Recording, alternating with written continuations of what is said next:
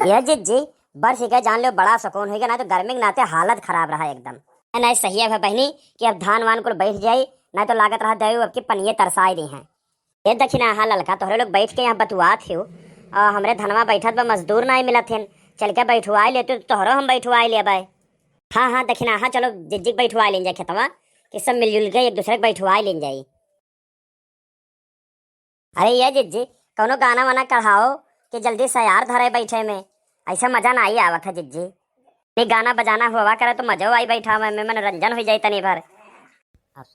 सावन विदा करो मोरी सासू, अब दिल नहीं हर लागी न।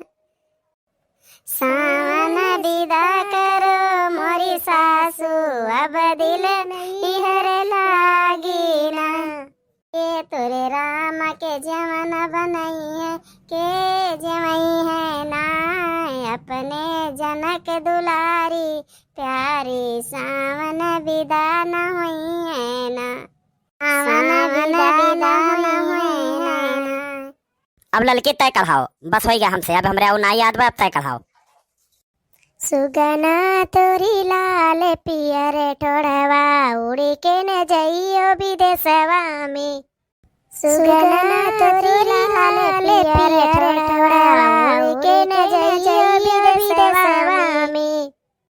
आई गइल सावन के महीनवाना, आई गइल सावन के महीनवाना।